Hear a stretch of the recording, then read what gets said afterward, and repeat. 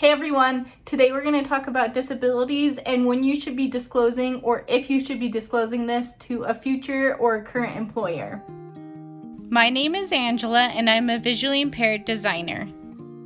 Now what it really comes down to, it's your choice when you want to disclose this information to your employer, whether that is during the job interview process or after you've been hired. Now, there's a couple of things to keep in mind when you're trying to decide if you are ready or if you want to disclose this information to your employer. Now, on most applications nowadays, people will put on there if you have a disability and they ask you to say yes or no, and then it has an option to say that you prefer not to say.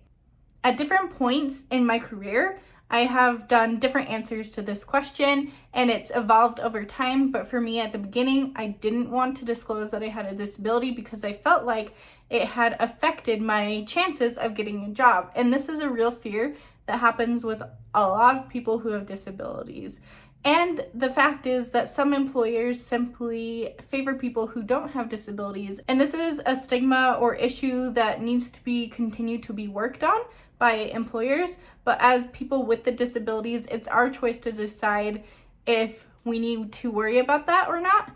And so in previous jobs, I have said I don't want to say, or I just won't disclose it at all. However, now I feel comfortable with saying that I have a disability. It's part of what I do. I am an accessibility designer, so it's an asset in the role that I'm playing in. Whereas in previous roles, I felt like it was too scary to say that I had it, especially right away.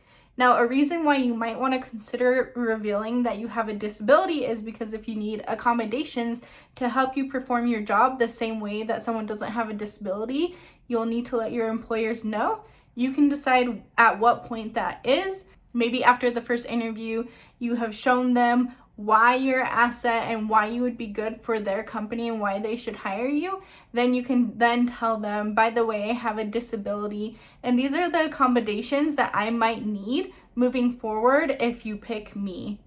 You also could just wait until you're hired and then tell them, by the way, I have this disability and these are some of the ways that you can help me make sure that I can get the task done that I need to. And then that way you can feel like the disability isn't necessarily a factor when it comes to whether or not they pick you to be the one that is hired. So it really just depends on the person and the type of job that you are looking to get. I know this can be a really intimidating and scary thing to kind of decide, and it really does cause problems. So I would love it if people would comment below what advice they have for others. Keep in mind, as a quick disclaimer, this is just my opinion. I'm not a lawyer or anyone who understands all the laws and legalities that go with this. It can be a little tricky if you decide not to say that you have a disability and then you aren't able to perform your duties as you said you would be able to because you're too afraid to ask for the accommodations that you need, or maybe they just don't understand why you do things a little bit differently. And so by disclosing that you have a disability and explaining that to them, it will help them better understand. And then that way you're being more proactive about the fact that you have a disability and you're not hiding it or making it so that it seems like it's something that's going to hinder you in your job or it's going to make it more difficult for you to complete tasks. A person can always change and decide when they want to reveal that they have a disability. So especially in the process of trying to find a job, you don't feel comfortable revealing it, you're not sure that you want to say anything, you can wait till you're hired. And then if you get hired and you're still not sure, then you can wait till as long as you feel comfortable to reveal that you have a disability. And as long as you're able to complete the tasks that you need to be able to complete, then you're okay. Now, in my past, I have been able to complete tasks that I needed to do without accommodations. I personally know how to set my settings on my MacBook to make it so that I can see the computer fine and all of that stuff. I don't need someone to help aid me into making the settings what I need them personally be to work effectively, and so I haven't really had the need in the past to ask for any accommodations.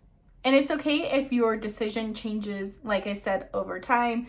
Whereas if in this certain job you decide you don't want to disclose, and then in the future you can decide to change your mind.